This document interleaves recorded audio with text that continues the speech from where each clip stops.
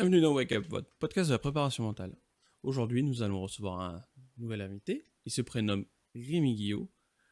Comme à mon habitude, je vais le faire venir et le laisser s'introduire. Maintenant, salut Rémi, comment vas-tu? Salut Jason, salut à tous. Eh bien, je vais bien, merci. C'est gentil de me laisser m'introduire, me présenter. Donc, c'est ça, Rémi Guillot. Je suis préparateur mental, donc éducateur sportif spécialisé en préparation mentale pour les sportifs. J'ai 26 ans et ça fait 2 ans que je pratique cette activité. Très bien, appui très court comme intro, c'est nickel. Alors, juste pour situer, tu es où en France? Je suis en Dordogne, dans le Périgord, donc dans le sud-ouest. Euh, c'est vrai que c'est drôle, souvent on me demande, mais préparateur mental en Dordogne? C'est vrai que malgré tous les inconvénients qu'a pu apporter la crise du Covid, il a apporté l'avantage de pouvoir travailler maintenant de chez soi en visioconférence. Tout à fait, oui, tout à fait. Et donc du coup, alors, ça fait 2 ans que tu es à ton compte, c'est ça, hein? C'est bien ça?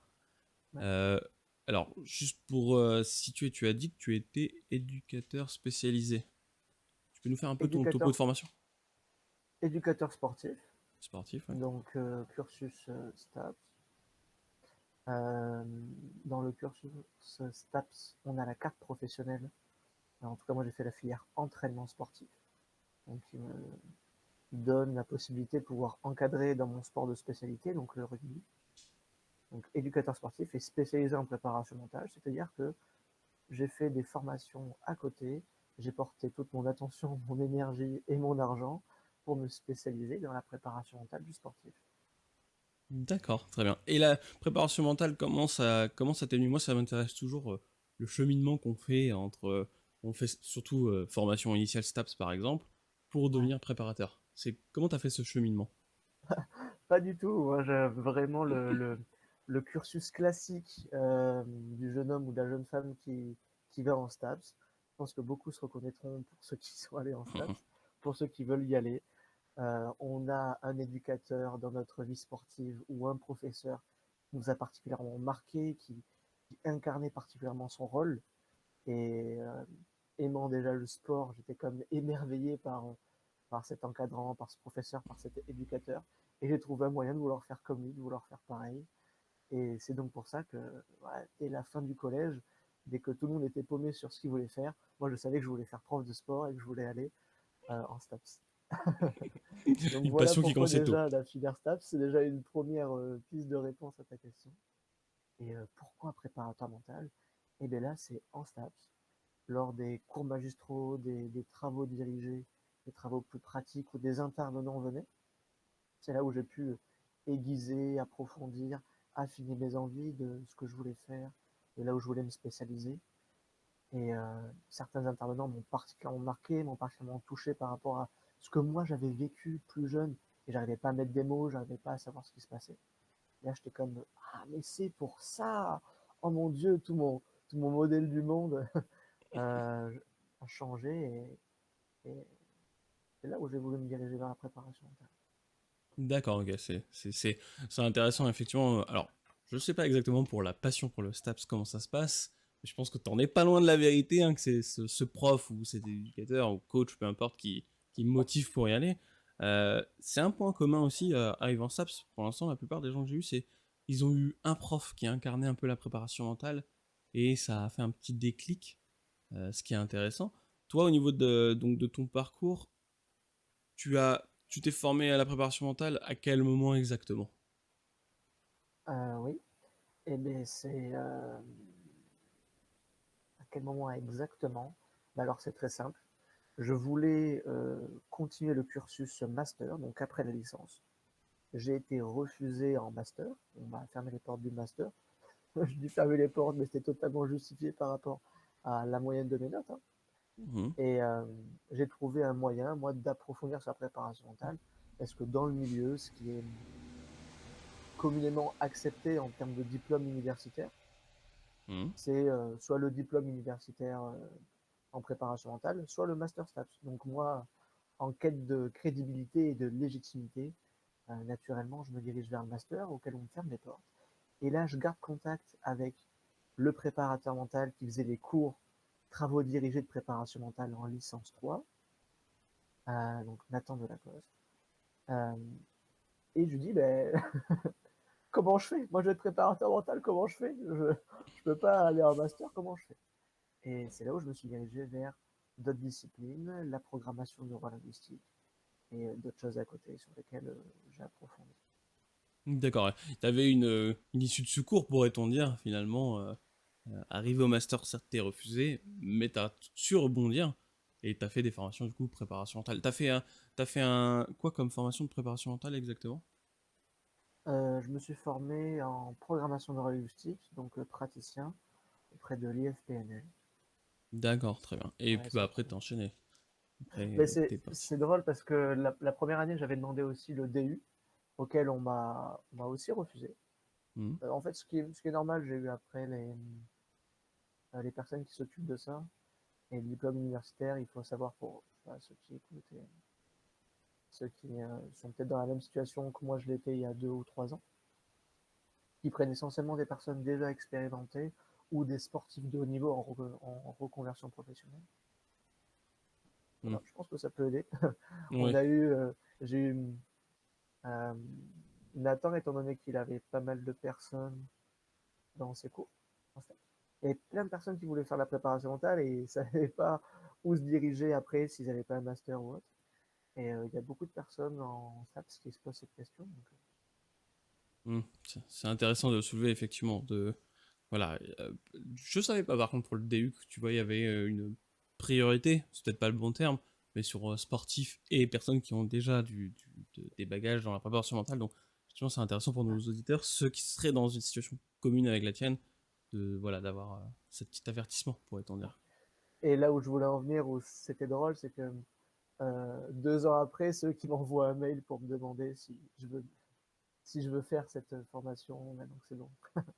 Et en fait, je me rends compte qu'en me formant en programmation neurolinguistique, en me formant dans d'autres disciplines, en investissant mon temps, mon argent dans d'autres formations auprès d'autres préparateurs mentaux, par exemple, qui déploient leur propre formation privée de leur côté. Mhm. En fait, j'avais pas envie de perdre avec des guillemets 1 an avec un début de préparation. Oui, tout à fait. Puis après, ça, encore une fois, c'est propre à chacun. La formation, c'est vrai qu'on vit dans une société où le de base, c'est diplôme, diplôme, diplôme, diplôme. Mais il existe voilà, des alternatives comme les formations privées qui te permettent d'acquérir un statut comme du coup préparateur mental. Donc ouais, effectivement, je comprends cette notion que tu dis par perdre. Je mets des guillemets hein, également sur perdre 1 an. C'est que là, c'est bon, tu es dedans et tu as déjà ta machine en marche. Après, rien n'empêche de se reformer plus tard, de retourner dans ce DU par exemple. Ça évolue en permanence, donc les formations s'améliorent, aussi bien universitaires que privées. Donc, je pense qu'on peut imaginer un futur comme ça. Juste, toi, est-ce que tu es sportif? Est-ce que tu as été sportif? Question ouverte. Oui, j'ai été sportif et je suis sportif. Je trouve que c'est super important pour moi. Euh, tu vois, ça me fait penser. Avant de vouloir me spécialiser en préparation mentale, comme toutes les personnes, en tout cas la majorité en entraînement sportif, ouais, entraîneur ou préparateur physique, je me disais, mais attends, Rémi, t'es, t'es gaulé comme une brindille et tu veux faire préparateur physique, ça n'a pas de sens. Et moi, sur le coup, j'étais super vexé de ça, tu vois. Hmm. J'étais en mode, mais attends, mais moi, grâce à Stabs, grâce à ce que je me suis formé à côté, j'avais acheté plein de livres, j'étais à fond là-dedans. En plus, on a un peu de pratique en Stabs, même si ça manque un peu en entraînement sportif, j'avais quand même de la pratique où je pouvais me défouler, où je pouvais voir comment est-ce que on pouvait orienter des séances, comment l'adapter spécifiquement à ce sport-là. Et on me disait que sous prétexte que j'étais une brindille, je pouvais pas faire des séances de muscu adaptées, quoi. Je trouvais ça trop injuste. Et en fait, je pense que cette remarque-là, même si elle peut être fausse d'un côté, je la trouve très juste, tu vois. C'est important d'incarner son activité, comme s'il y aurait une forme de cohérence en PNL, de congruence Hmm. euh, entre ce que tu fais pratiquer et ce que tu pratiques. C'est pour ça que même dans mon équilibre personnel et dans mon activité de préparateur mental, je trouve ça super important de faire du sport. Et même plus, je dirais faire du sport de compétition. Hmm. Et du coup, tu fais du Donc, sport de compétition? ouais, je fais du tennis actuellement. D'accord, Du du sport de tennis. compétition, j'ai fait 12 ans du rugby, j'ai fait 3 ans du, euh, du raid. Donc là, c'est une discipline mélangée. Hmm. En fait, j'ai fait plein de sports, du volley. Mais ouais, majoritairement, c'est rugby pendant 12 ans. Et là, je fais du tennis à fond. Et là, on fait en compétition. D'accord, ouais, voilà. Bah, c'est intéressant hein, que tu soulèves ce point de d'incarner en fait, incarner ton métier, pourrait-on dire, mais au sens plutôt sportif du métier. Alors, moi, ce qui m'interroge, c'est, bah, en tant que sportif, du coup, comment tu t'appliques à toi-même des trucs de préparation mentale ou tu te fais suivre par quelqu'un? Et bien les deux. Ah, c'est intéressant. C'est intéressant. Donc, du coup, tu es suivi Et par ouais, un préparateur, du coup. bien sûr, bien sûr. C'est très bien. Je crois tellement au coaching, je crois tellement à la préparation mentale que je l'applique sur moi. Ouais, tout à fait. Et C'est-à-dire puis, que je me,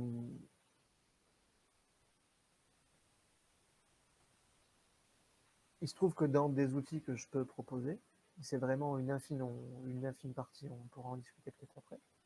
Il y a le fait de vous fixer des objectifs, par exemple.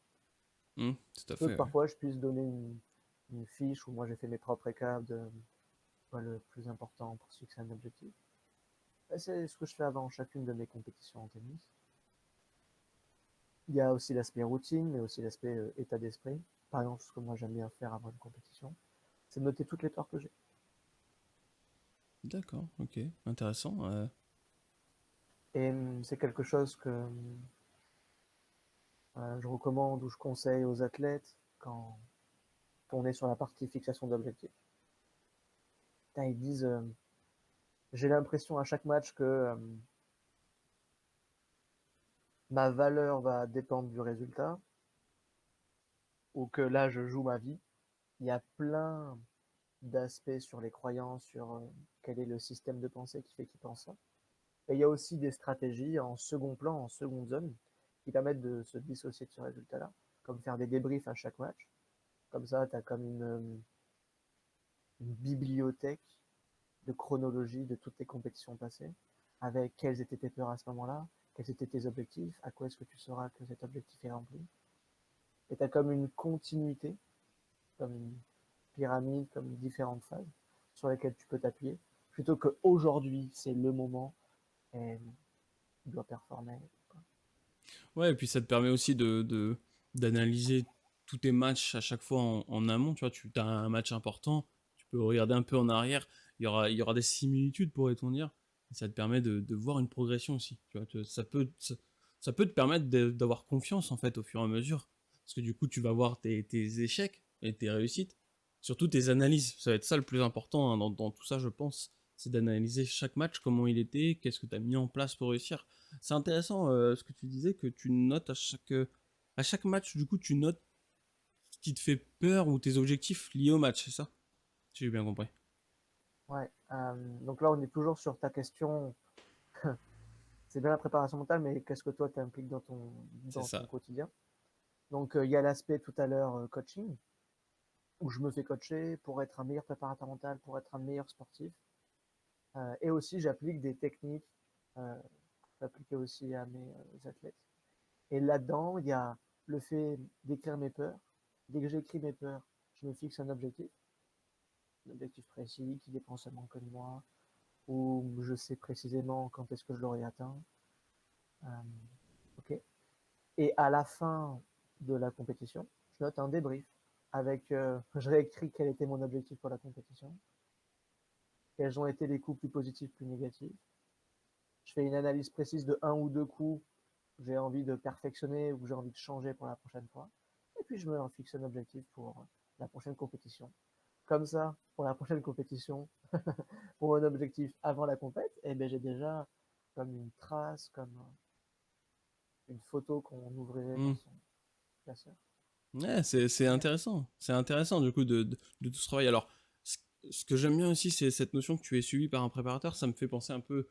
Ça existe pour les psychologues de manière générale, la supervision, et ça existe pour tous les domaines d'accompagnement, c'est une forme de supervision que tu as, en plus d'être accompagné tout simplement pour toi-même.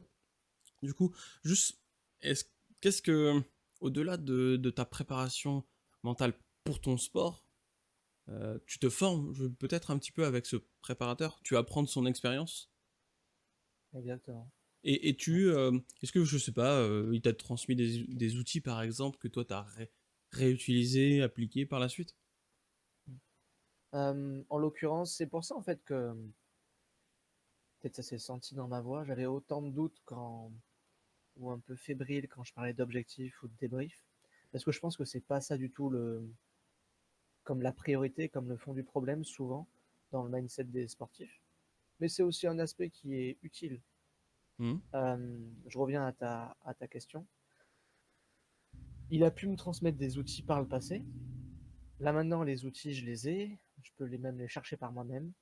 C'est facile. Sur Internet, on peut trouver plein d'outils de préparation mentale très facilement. Pas besoin d'un préparateur mental pour ça. Entre là où le préparateur mental va être utile, c'est sur le système de pensée, sur les croyances, donc qu'est-ce que l'on croit vrai ou pas dans ce monde. Et c'est essentiellement sur ça où je progresse avec ce coach. D'accord. C'est intéressant, tu as dit que l'objectif, c'était pas, selon toi, la priorité finalement pour le sportif. Du coup, moi, ma question, c'est bah, c'est quoi du coup? Oh là là Forcément. là là, mais Tout quelle question simplement. exceptionnelle, T'as vu mais ça? oui, c'est la, C'est quoi la du coup? Moi, jolie. je suis intrigué, je veux t'entendre m'expliquer du coup ceci.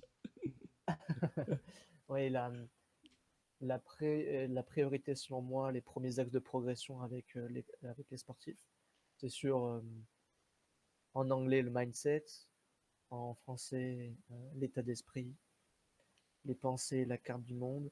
Comment est-ce qu'on se représente le monde? Quel est notre rapport à la victoire, à la défaite? Quel est notre rapport avec nos parents, nos copains, notre entraîneur parfois? Qui fait que selon la manière dont on regarde la situation, ça va nous faire sentir d'une manière particulière et qui va générer un comportement particulier. Exemple, je suis sur le court de tennis, ça peut être plein d'autres sports, rugby, handball, volley. Et je vois qu'il y a mon entraîneur qui me regarde. Il fait un sourire ou il fait une grimace. Si j'interprète à ce moment-là qu'il est en train de m'encourager ou qu'il est en train de regarder X personnes ou qu'il est en train de se dire que ah enfin on applique ce qu'on a vu à l'entraînement, et peut-être que je vais me sentir d'une manière particulière, peut-être que je vais me sentir sereine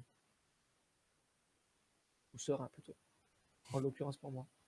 Et peut-être que face à ça, ça va être plus facile pour moi de me concentrer sur l'action à venir et plus facile de me concentrer sur relâcher mon mouvement en tennis, prendre le bon timing en handball, bref.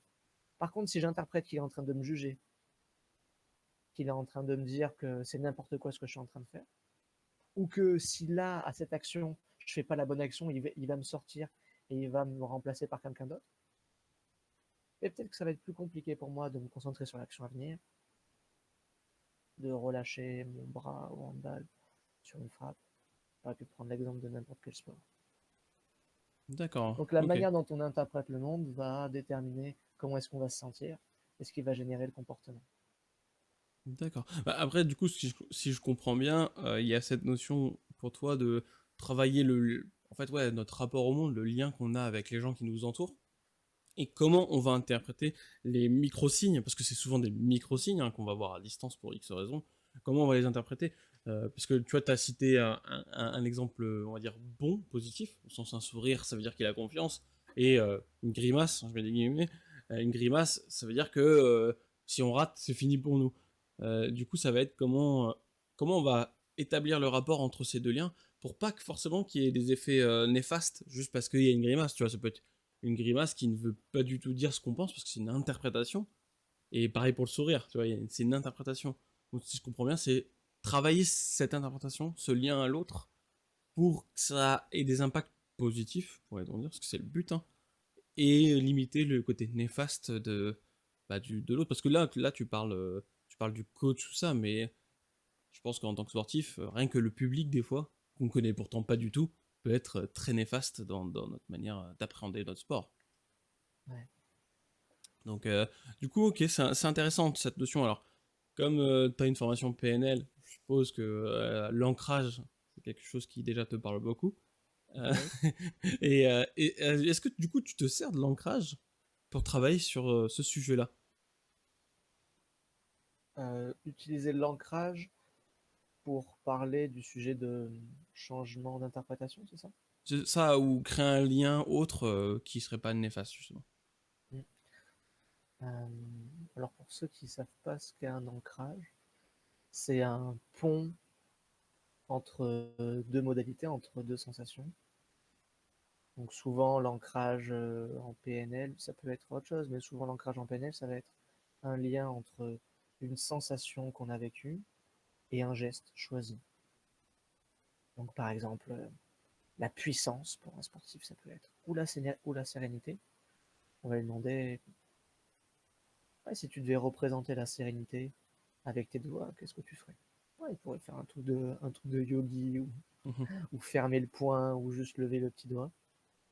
Et en lien avec ce geste-là, on va lui faire ressentir un moment où il s'est senti serein à 100%, pleinement serein, lui faire revivre le mouvement pour associer ce geste-là avec cette sensation de sérénité. Un peu comme, là du coup, là c'est pas kinesthésique, c'est pas avec des sensations, c'est avec un bruit. Et à l'école, dès qu'on entendait la sonnerie, on allait automatiquement se ranger. À force, c'était automatique, on se posait pas la question. Même limite quand on est allé au lycée et que certaines fois les surveillants mettaient des musiques, on comprenait pas ce qui se passait. Bah, on continue la récré, on va devant les classes. Tellement que cet ancrage-là, justement, il était ancré. Ça devenait automatique. Donc le but d'un ancrage, c'est que ça devienne le plus automatique possible. Et là, on peut se dire, mais ça peut être fou, quoi. On a la clé pour se sentir du mieux possible. Putain, j'ai la clé pour pouvoir me sentir serein à l'infini. Je fais ce geste-là et je me sens serein à l'infini. C'est génial. Et pour revenir à ta question de est-ce que j'utilise cet ancrage pour faire des changements de perception, c'est pas comme ça que j'utilise. Euh, c'est pas un levier que j'utilise pour faire changer de perception à un sportif, mais ça peut être le cas. Si d'un coup il sait qu'il a un ancrage pour se sentir serein et qu'il vient de vivre cette émotion de sérénité et qu'il s'est projeté à cette compétition où il a besoin de cette sérénité, mais ça peut changer ses perceptions sur le fait qu'il est possible pour lui d'être serein à cette compétition et que dans son modèle de croyance, ça bouge. Déjà sur le fait que ce soit possible, donc sur son état interne entre aujourd'hui et le moment de la compétition. Mais sinon, c'est pas un outil que je privilégie pour l'interprétation. D'accord. Bah, du coup, alors, la question, ça va être simple, hein, c'est toi, ton accompagnement, déjà, comment tu décrirais ton accompagnement?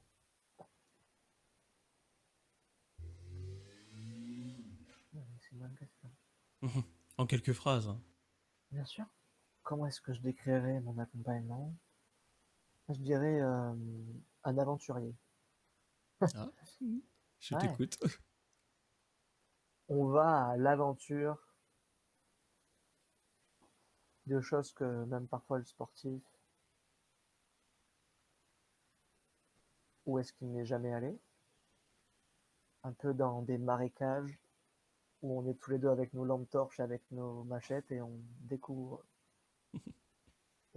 les méandres, parfois la beauté de l'esprit. Euh, quand le curseur de la technique est poussé à fond, quand le curseur de la stratégie est poussé à fond, quand le curseur du physique est poussé à fond et que ça marche toujours pas, qu'est-ce qui coince? Et cette part de mystère que je trouve géniale, fascinante. Qu'est-ce qui coince? Et souvent, oui, c'est le mental. Oui, c'est le mental, mais allons-y dans le mental. On va prendre la machette, la lampe torche, et on va aller là où jusqu'à présent, tu n'as pas eu envie d'aller. Et c'est justement pour ça que parfois tu performes pas. D'accord, ok. C'est intéressant cette métaphore de l'aventurier. Du coup, alors effectivement, ça peut être un marécage. Je pense que ça, c'est très approprié de bien insister sur un marécage. Ça peut être Parfois, hein. intéressant. Parfois, bien entendu. Du coup, dans ta manière de suivre, alors, moi, ce que je trouve assez intéressant, c'est que du coup, tu expérimentes toi-même la préparation mentale et tu pratiques la préparation mentale. Là, tu viens de nous décrire que tu avais une façon de faire qui était plutôt aventurier. Hein, tu étais un peu l'Indiana Jones de la préparation mentale, pourrait-on dire. Dans ton suivi, est-ce que tu aurais un exemple, alors pas un exemple au sens où tu vas nous décrire dans les détails tout l'accompagnement que tu as fait, mais par exemple un cas où effectivement tu t'es senti un peu dans cette atmosphère marécageux pour accompagner, et quelle était sa problématique? C'est surtout ça qui est intéressant. Quelle était la problématique de la personne? Est-ce que tu as un exemple? Ouais, un exemple qui me vient en tête. Euh, Quelqu'un où dans son sport, il y avait des mouvements de foule. Donc ça peut être cyclisme, marathon dès le début. En l'occurrence, c'était pas ce sport-là. Pour vous projeter quel sport ça peut être. Ou à un moment, il y a des mouvements de foule où on peut facilement se faire bousculer, tomber ou être pris dans une bousculade. Et à ce moment-là, le sportif, il était comme tétanisé, il avait très très peur. Et l'inconvénient pour lui de ça, de cette peur-là, parce que parfois la peur peut être super saine, hein. Bien sûr. En tout cas, pour lui, c'était un inconvénient parce que sa vision se rétrécissait. Plutôt que d'ouvrir sa vision périphérique pour prendre le meilleur choix, pour pouvoir s'en sortir, pour pouvoir effectuer un doublement, ça se dit un doublement, pour pouvoir doubler. Tout à fait. Et bien en fait, lui, cette peur lui faisait réduire sa vision. Il regardait juste la personne qui était devant lui. Et en fait, il s'en rendait pas compte à ce moment-là. Enfin, il s'en est rendu compte à ce moment-là, mais pas avant, que c'est cette vision-là qui favorisait le fait que s'il y a un mouvement de foule, ben, il tombe ou il se fasse bousculer. Et la question c'était dans quel accompagnement, avec quel sportif? Que tu as eu cette impression d'être dans C'est les ça. méandres, c'est ça? Ou d'être aventurier? C'est ça, ouais, tout à fait. Être aventurier Ok, dans les marécages. voilà, exactement. Et justement, avec lui, on allait voir une expérience passée où il a vécu la même chose, qui a fait comme un ancrage. On revient sur ce qu'on disait juste avant. Il y a comme un ancrage pour lui à un moment donné, lors d'une compétition où il a eu très très peur. Et à chaque fois qu'il retrouve ce même contexte-là, eh bien, il a très très peur, même peur de manière exagérée par rapport à la situation, parce que c'est pas exactement la même situation. Et là, du coup, quand on revient dans cette expérience passée, dans ces méandres-là, eh bien, on va explorer en quoi est-ce qu'il a généralisé, en quoi est-ce qu'il a effectué des généralisations, des omissions, des distorsions. C'est-à-dire, quelles ont été les faillances de ces cinq sens pour interpréter de manière juste la situation et pour désancrer ce qu'il a appris à ce moment-là, puis après le projeter plus tard dans une autre compétition, et comment est-ce qu'il arrive à analyser de manière plus sereine la situation. D'accord, ok. Et effectivement, du coup, là, tu as une notion de travail par une expérience passée. Voilà, il a fait comme tu l'as dit, hein, il a ancré. Quand il retombe dans un contexte favorable à cet ancrage, il se recentre directement la vision et il va tout droit, pourrait-on dire, hein, pour résumer. Donc là, ça a été tout le travail, si je suppose, c'était voilà, de retravailler sur ce rapport au monde, finalement, et à cette situation qui peut être commune, même si, comme tu l'as dit, hein, c'est pas la même. Et ça, c'est intéressant de le soulever aussi. On va vivre une expérience, toi, comme moi, comme n'importe qui va nous amener peut-être quelque chose de néfaste. Et dans d'autres situations, on va associer que c'est la même situation, alors que bah, pas du tout. Et ça, c'est intéressant de le soulever. On va se remettre dans un mauvais état d'esprit, justement. Et Ouais. là, toi, du coup, ce travail a été de tourner autour de ça. Comment t'as fait, du coup, pour qu'il élargisse sa vision, finalement? Ouais, pour revenir sur ce que tu disais juste avant, ça s'appelle le surapprentissage. Quand on surapprend d'une situation, il y a quelqu'un dans notre contexte familial ou professionnel qui nous trahit, et on surapprend qu'on ne donnera plus jamais notre confiance à quelqu'un. Hmm. C'est super utile d'apprendre des situations, ça nous permet de ne pas refaire les mêmes erreurs, et de surapprendre, ça nous condamne à refaire les mêmes erreurs ou à s'interdire des choses qu'on aurait voulu. Tu disais comment euh, euh, éclaircir la situation du sportif que j'ai eu là avec les méandres, c'est ça? Ouais, comment t'as fait pour qu'il élargisse sa vision finalement, passer de cette vision tunnel à une vision plus large? Ouais. Euh, bah déjà, quelque chose qui aurait été pas mal, j'y pense quand tu me parles de cette vision plus large, ça aurait été de le faire dissocier de la situation. Mhm. Oui, tout à fait, oui. Tu peux te remettre dans cette situation.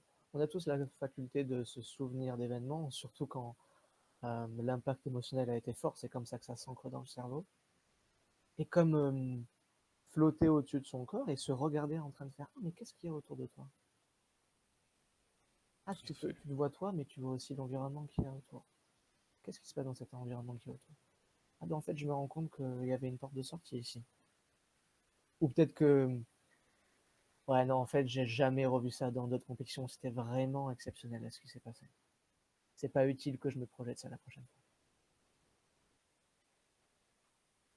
Hmm. Ou ça peut être, ah, quand lui, il est tombé, toi, tu as interprété le fait que tu allais forcément tomber aussi. Quel autre sens est-ce que tu peux donner à cette situation? Comment est-ce que tu peux voir les choses autrement? Qu'est-ce que ça peut vouloir dire d'autre, le fait que quelqu'un tombe devant toi?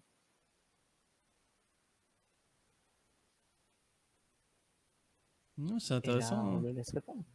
Ouais, non, c'est intéressant. Bah, alors, du coup, tu vois, moi, pour faire un peu écho avec l'hypnose, le travail des peurs, c'est ce qu'on fait. De manière générale, la peur, c'est intéressant de la travailler dans un premier temps en dissocié, justement. Voilà, un pas de côté sur nous-mêmes, tout en se voyant soi. Donc là, on ne ressent plus. Je mets, voilà, des petits avertissements. On ne ressent plus à proprement dit la peur, parce que là, on devient objectif à notre peur. On la voit, on l'identifie. Et comme tu le dis, ça va être toutes les interrogations après qui vont amener à rationaliser finalement la situation et permettre de désensibiliser la situation. Et après, tu peux te Donner rassocier du choix. tranquillement. Voilà, donner du choix, tout à fait. Je Et dirais donner permettre le du choix. choix. Ouais, c'est ça, permettre le choix aussi pendant la situation. Ouais. Euh, Là, dans ce sportif que tu disais qui avait une vision un peu tunnel, euh, lui donner du choix, c'est un peu retrouver finalement sa vision large. Et là, il voit Voilà. les possibilités de la situation.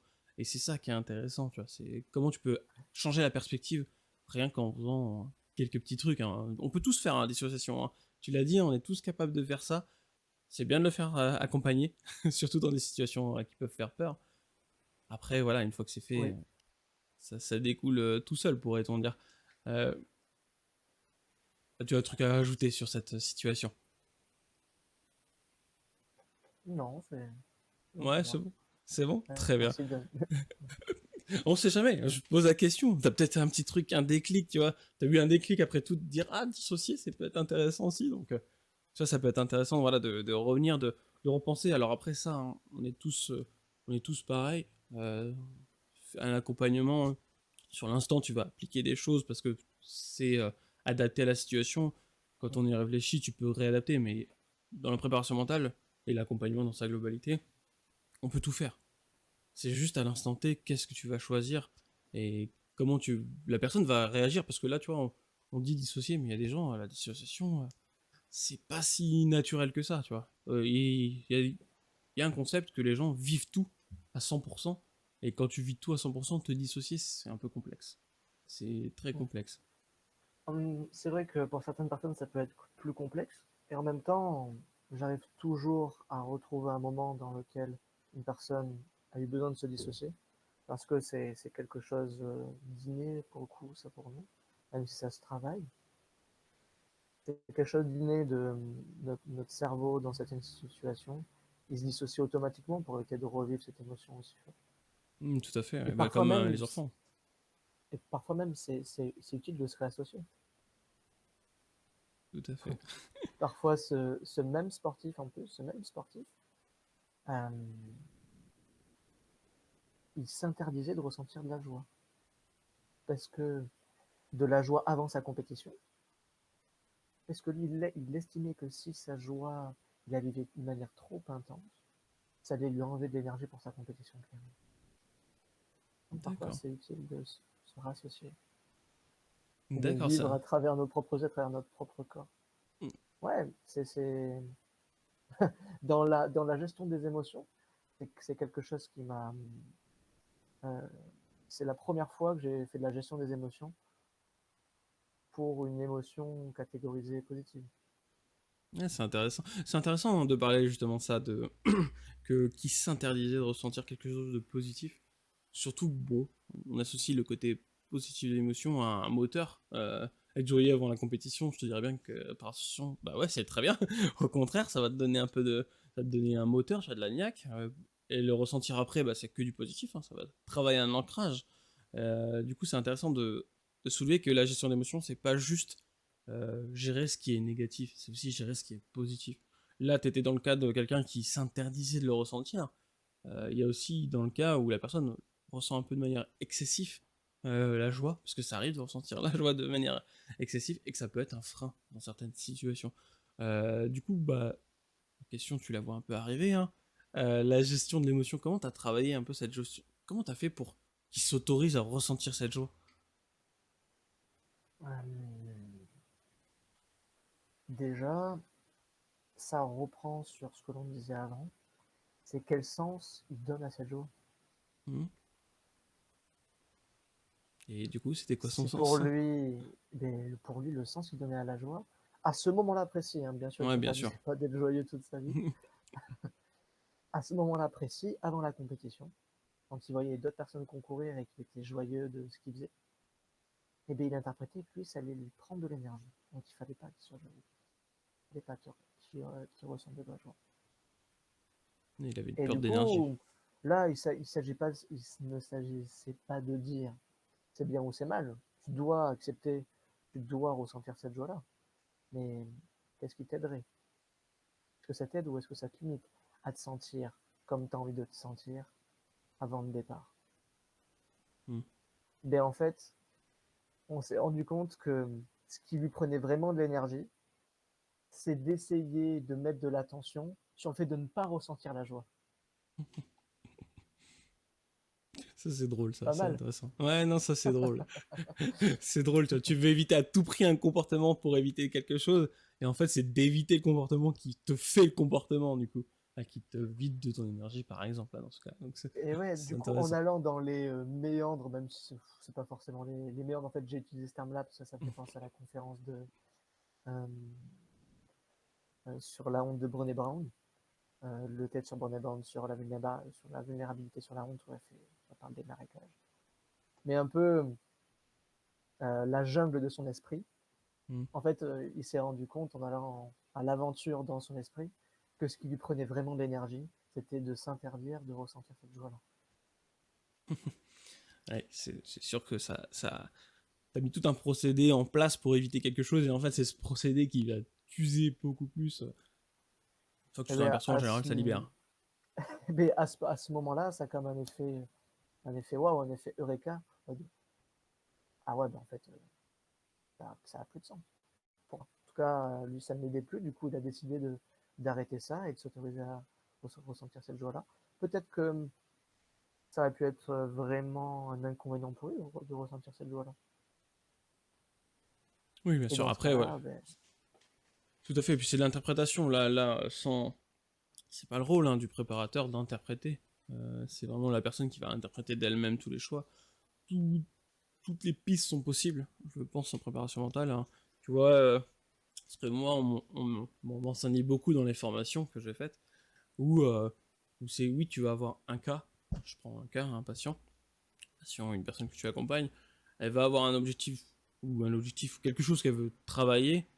Toi, tu vas l'identifier comme ça, en parler, et c'est ça qui est intéressant aussi dans ta posture, en parler avec quelqu'un d'autre de ce domaine, ça te permet aussi d'ouvrir une autre perspective.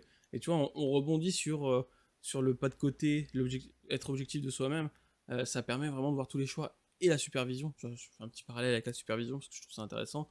Ça te permet aussi toujours d'avoir une vision autre que la tienne et d'éviter de tomber, et là on refait écho à la personne que tu as accompagnée, à ce tunnel, tu vois. Ça qui est intéressant, c'est tous les liens qu'on peut toujours faire et je pense qu'il faut qu'on garde un côté très ouvert dans nos choix, sans pour autant se dire, tu vois, après coup, ah, j'aurais dû faire ça. Non, t'as fait ça, c'est une bonne situation.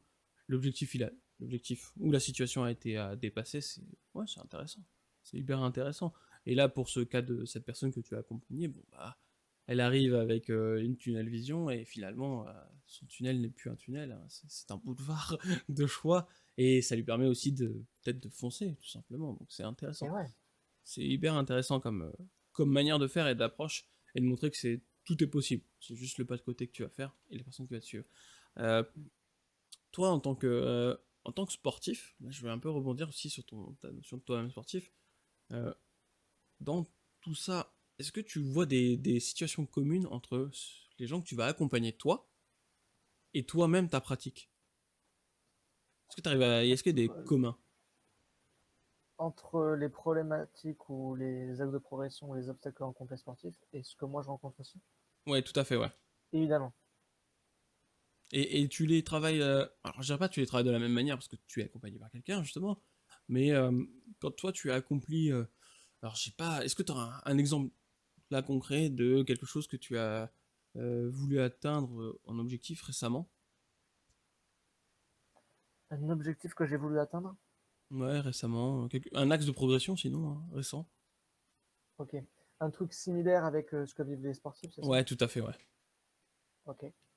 Euh, je me souviens en plus, euh, tournoi en début d'année de tennis. Je suis en finale de ma catégorie sur ce tournoi-là. Je suis focus, mais à 100% sur 99% du match. Et là, il reste 2 balles. En l'occurrence, c'était contre moi, 2 balles de match contre lui. Et là, je lève la tête et je remarque tout le public qui avait. Je ne l'avais pas vu. Pendant 1 heure et demie, je n'avais pas vu le public qui avait autour. Il va y avoir une trentaine, une quarantaine de personnes pour la finale. Et là, je me suis mis à être comme presque paralysé. J'avais les jambes qui étaient un peu tendues. Je jouais petit bras pour ceux qui jouent au tennis, ils comprendront. C'est ne pas aller au bout du mouvement, ne pas se relâcher dans le mouvement. Et même si rien n'est jamais perdu, rien n'est jamais gagné dans le tennis, tant que la balle de match n'est pas validée, un match peut totalement basculer. En l'occurrence, là, le score faisait que j'étais en tendance de perdre. Et bien, les 2 balles, là où j'aurais pu remonter, ben, je me suis fait écraser. À ce moment-là, je me suis dit, en voyant tout ce public, oh, mon Dieu, mais si je perds, est-ce qu'il y a des sportifs du club qui voudront travailler avec moi? Peut-être qu'ils se diront qu'en fait, il ne s'est pas appliqué ce qu'il applique avec ses sportifs. Et en fait, ça m'a comme paralysé à ce moment-là. Et du coup, donc, comment t'as travaillé ça par la suite? Ouais, bonne idée. Mais en fait, c'est cool parce que cette pensée-là, elle s'est totalement cassée. Parce que suite même à ma défaite, il y a 2 personnes, 2 sportifs du club qui sont venus me voir pour justement vouloir travailler avec moi en se disant putain, t'as perdu, mais t'as rien lâché. Bon, ils n'étaient pas dans ma tête les 2 balles de match pour me faire finir avant. Mais il me dit t'as pas lâché, t'es resté concentré alors que c'était la finale et qu'il y avait du monde qui te regardait. Du coup, ben, on veut travailler avec toi. Tant mieux, eh, ça a résolu la situation assez rapidement finalement. Tu vois, ta peur que tu as eue, elle a été ouais, cassée comme tu l'as dit directement après, parce que bah, tu as eu deux personnes qui sont venues en mode waouh, on n'a rien vu. Et c'est ça qui est intéressant, hein, c'est ce qui se passe dans la tête, des fois ça se reflète pas dans le corps à proprement dit.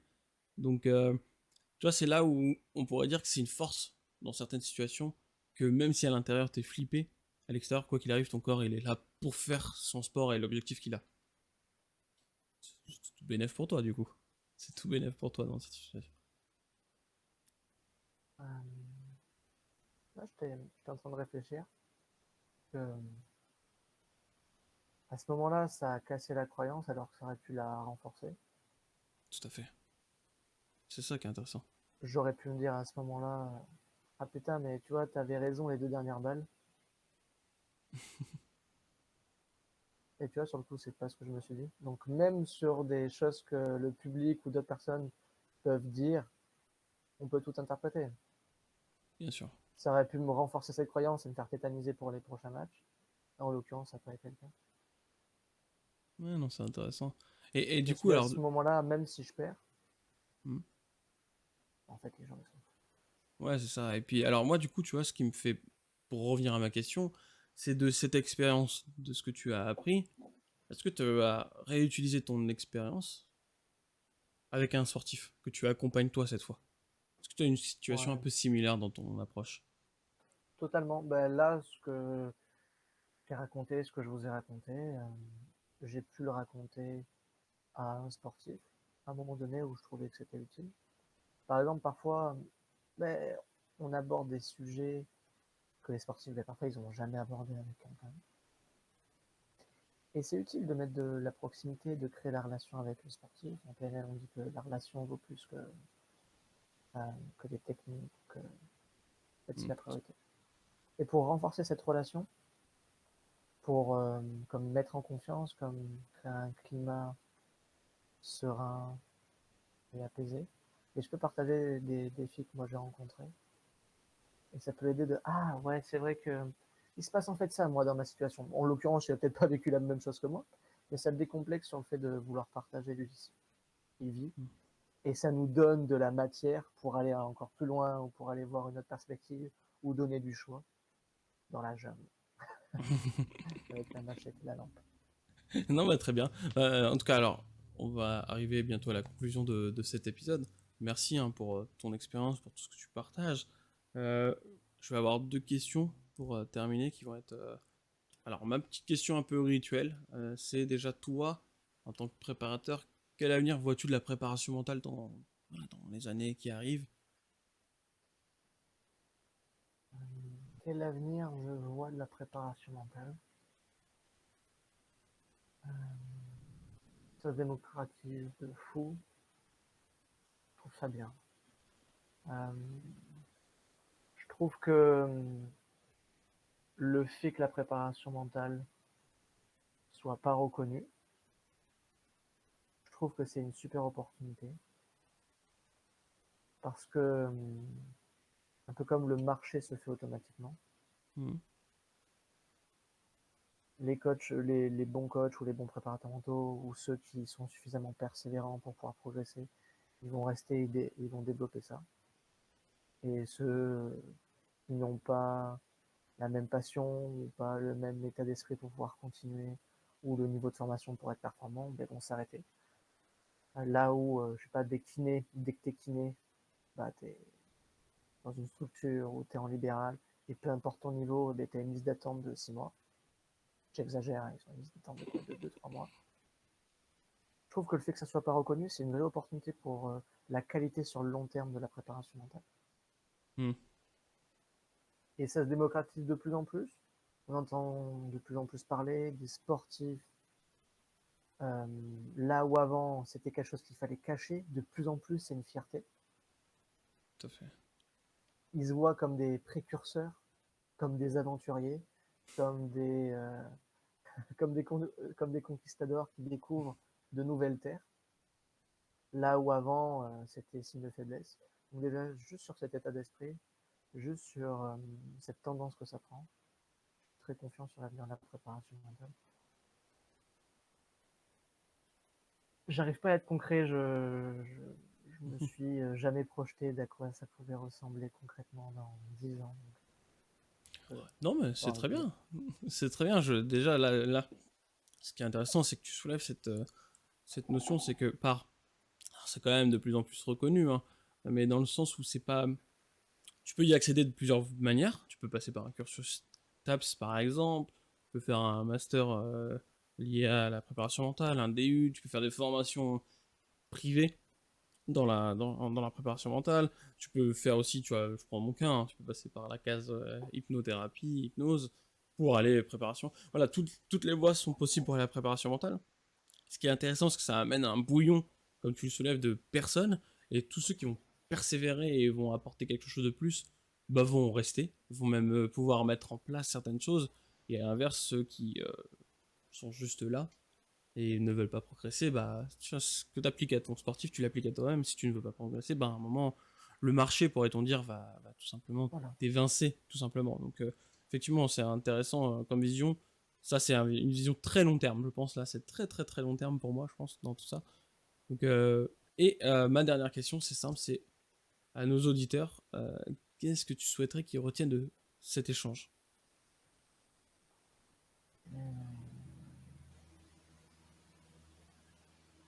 On a parlé d'aventure, de méandres, de marécages. J'ai partagé une situation compliquée pour moi que j'ai vécue lors d'une finale en tennis, où sur le coup j'ai ressenti de la honte. Je pense que je les inviterai à aller regarder le TED de Brené Brown sur la vulnérabilité. Très bien, bah, je le mettrai en lien de la description, comme ça au moins il n'y a pas d'excuses, ils pourront aller le voir quoi qu'il arrive. Voilà, ce serait une sorte de plus à cet internet. D'accord, très bien, bah, je le mettrai. Rémi, on peut te suivre sur quel réseau? Si on veut te contacter Oui, on peut me suivre sur Instagram, D'accord. Rémi Guillot. C'est ton Voilà. réseau favori? C'est le seul, c'est le plus Ouais, simple? Ouais, très c'est bien. ça. De toute façon, je le mettrai en lien en description de l'épisode, bien entendu. Bah, en tout cas, Rémi, C'est merci gentil, beaucoup hein, merci. pour cet échange. Merci pour tout ce que tu as apporté, tout ce que tu as aussi confié indirectement, hein. Donc, merci beaucoup pour d'être venu. Avec plaisir. À la prochaine. Merci Jason Salut. pour tes questions. Salut.